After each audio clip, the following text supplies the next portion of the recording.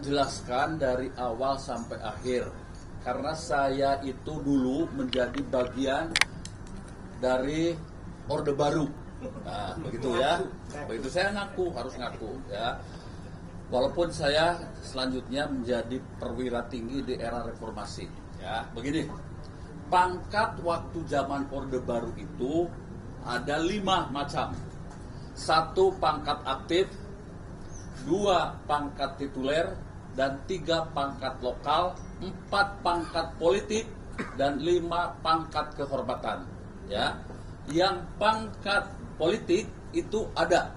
Misalnya saya menjadi ketua Golkar berpangkat Brigjen. Lalu saya diangkat menjadi ketua Golkar di DPD provinsi. Otomatis pangkat saya naik dari Brigjen menjadi Majen. Bahkan kalau di DKI, pangkat saya bisa naik menjadi Letjen. Itu pangkat politik zaman dulu, ya. Kalau pangkat kehormatan itu banyak, ya. Yang tadinya berpangkat mayor purnawirawan naik menjadi letkol atau letnan kolonel purnawirawan. Majen Pur naik menjadi Letjen Pur, itu zaman dulu. Lah, kemudian ketika saya sekretaris militer, ya, dibuatlah undang-undang bersama dengan DPR. Lahirlah Undang-Undang Nomor 34 Tahun 2004. Pangkat hanya tinggal 3. 1 pangkat aktif bagi mereka prajurit aktif, sersan, letnan, mayor yang masih aktif, bukan pensiun. Yang kedua, pangkat tituler. Itu lebih banyak kepada pangkat sesaat, kehormatan karena kepentingannya. Ya, kita lihat ada letnan kolonel, ya. Ya sudah, itu sah, ya. Dan yang ketiga, pangkat lokal. Ya. Pangkat lokal itu misalnya saja hanya mungkin 1 hari bisa. Misalnya ada seorang hakim yang akan mengadili militer, hakim militer ya, mengadili pangkat mayor.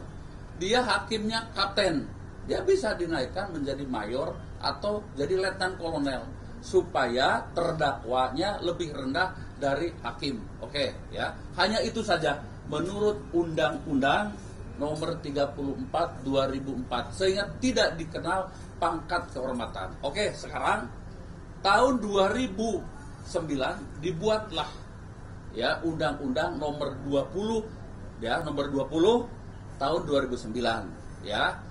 Itu ada di dalam pasal 33B. Coba dilihat nanti ya. Ada kenaikan pangkat ya sebagai bagian dari pemberian kehormatan atau pemberian jasa ya. Tetapi itu hanya terbatas pada mereka yang masih aktif. Saya ulangi lagi, pada mereka yang masih aktif, ya. Misalnya begini, seorang kapten di tempat operasi, dia bisa mengambil senjata gerombolan dan sebagainya. Oke, diberi namanya kenaikan pangkat luar biasa, KBLP. Nanti jadi dari kapten menjadi mayor. Atau mungkin ada seorang brigadir jenderal, ya, lalu diberikan penghargaan, ya, naik menjadi mayor jenderal. Tapi catat pasal 33B itu hanya khusus mereka yang masih aktif. Bagaimana yang tidak aktif? Ada pangkat bintang. Nah, tapi bukan bintang yang di pundak. Tolong dicatat ini, pembuat keputusan di pemerintah, bukan bintang di pundak. Apa itu?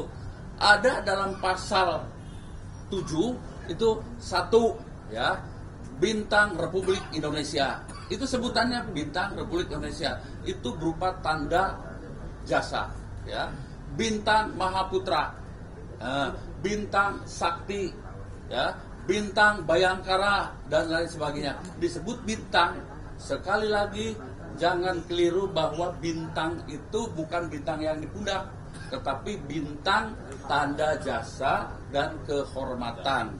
Itu ya, sekali lagi ya, di era reformasi sudah tidak ada lagi bintang kehormatan maupun bintang jasa. Tapi Pak Jokowi menyematkan bintang tersebut di pundak Pak Prabowo dengan alasan bahwa dia sudah berjasa di Menhan dan oleh karena itu diberikan jasa Kembali lagi, atau tidak layak, Pak? Kembali lagi menurut Undang-Undang Nomor 20 tahun 2009 itu bertentangan atau apapun itu namanya, Kepres itu tidak sesuai dengan dua undang-undang, begitu. Ya. Dari Istana.com, apakah pemberian kenaikan pangkat ini menurut Bapak melihatnya bertujuan untuk menghapus beban atau dosa masa lalu Pak Prabowo enggak? Ya, saya tidak tahu, harus saya tanyakan kepada Pak Jokowi. Kalau Bapak melihatnya seperti apa dari Saya tidak melihat, saya membaca. Ya, oke. Kalau menurut hemat saya ini tidak sesuai dengan aturan perundang-undangan.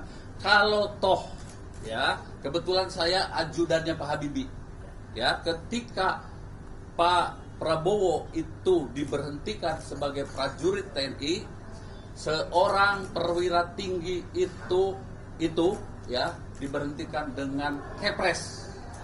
Nah, jadi kalau mau memberikan lagi pangkat baru harus cabut Kepres yang lama dan dikeluarkan Kepres yang baru.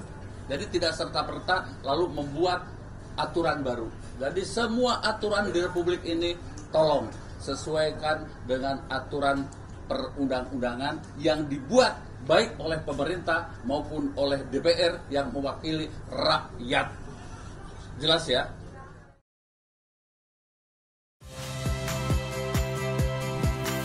Saya Valeria Bella. Saksikan program-program Kompas TV melalui siaran digital, pay TV, dan media streaming lainnya. Kompas TV, independen, terpercaya.